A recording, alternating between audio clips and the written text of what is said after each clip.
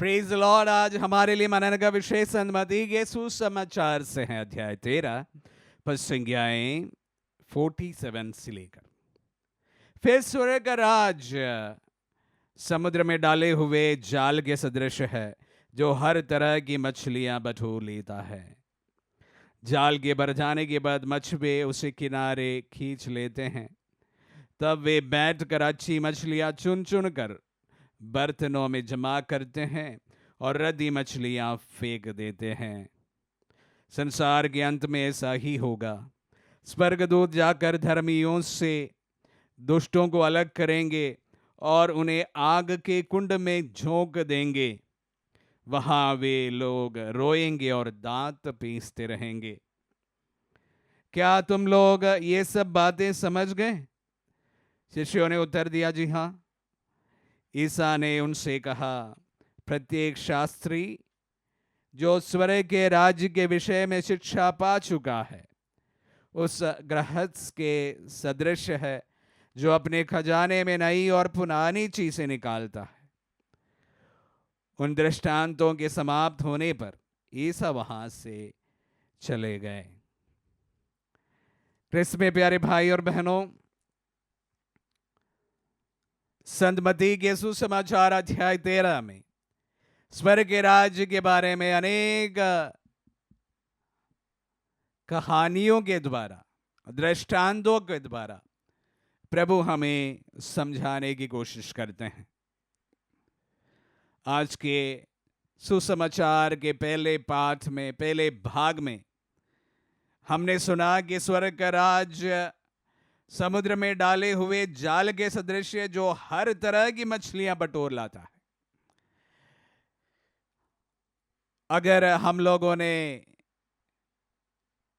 Fishing खुद किए हैं या जाल खुद डाले हैं या उसका रील्स कभी देखे हैं, तो हमने देखा है कि जब जाल बिछा जाता है, डाल दिया जाता है, तो उसमें ना सिर्फ मछलियां पकड़ में आते हैं, उसमें नाना प्रकार की चीजें, जो अगर जाल समुद्र में फेंका गया हो तो उसी के अनुसार, अगर कोई तालाब में फेंका गया हो तो उसी के अनुसार नाना प्रकार के चीजों को बटोर कर ये जाल वापस आता है। कभी कभी वहां पर मछलियां बहुत होती है, कभी कभी मछलियां बहुत थोड़े होते हैं, और इस प्रकार के जो बेकार की चीजें उसमें बहुत सारे बने रहते हैं। जाल डाला जाना, जाल को खींचा जाना और उसमें से मछलियों को बटोर ले जाना, ये सब एक फिशरमैन का जीवन का अभिन्न हिस्सा है।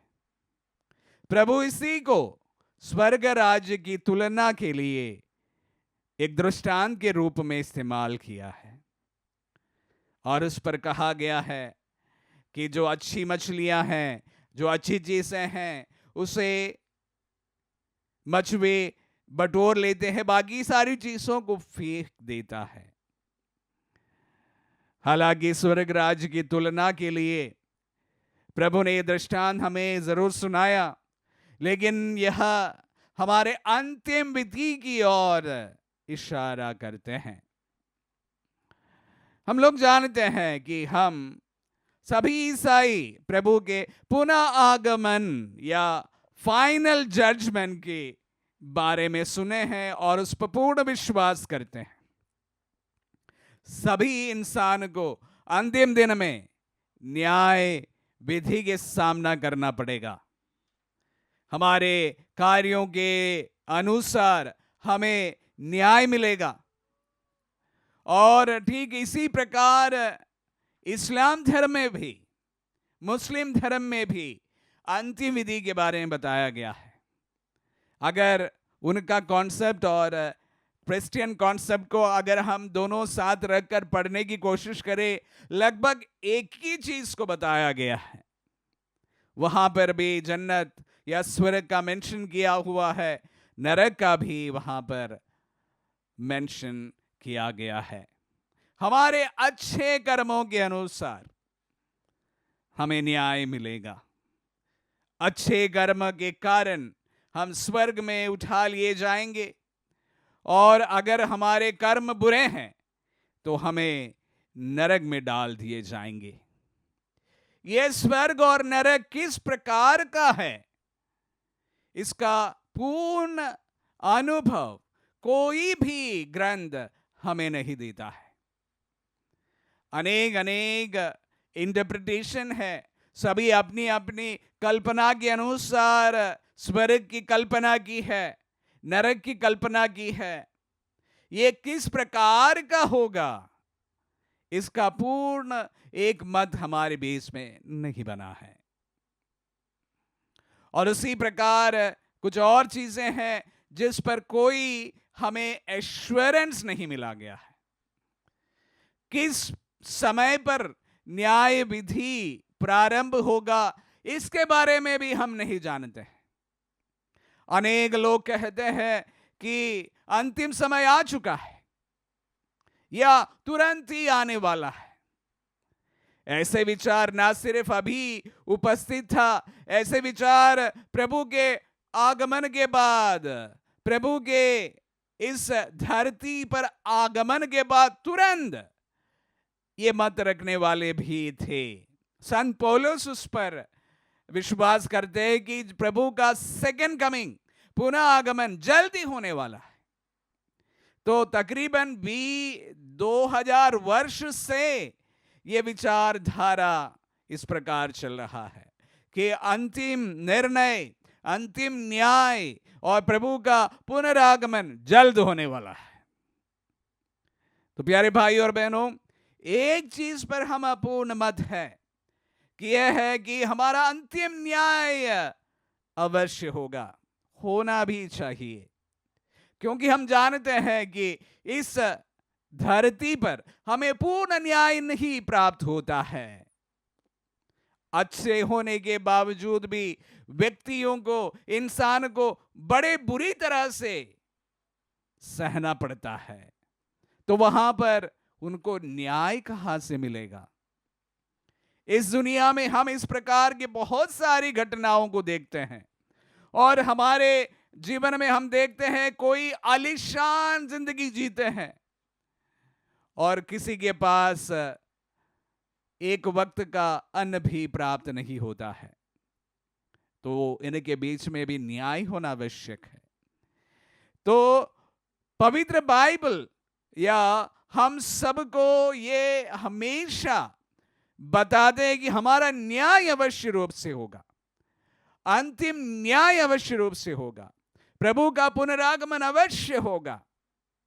लेकिन ये बात पर कोई निर्णय नहीं है कि ये कब होगा। ये क्या जल्दी होने वाला है, क्या कुछ समय के बाद होने वाला है, इसका कोई ठोस सबूत हमारे पास में नहीं है। और उसके बाद में यह भी हमें इतना तय नहीं है कि स्वर्ग राज्य किस प्रकार के होंगे और नरक किस प्रकार का होगा, क्योंकि ये बात भी हमेशा सभी अपने अपने तरह से इंटरप्रेट करते हैं।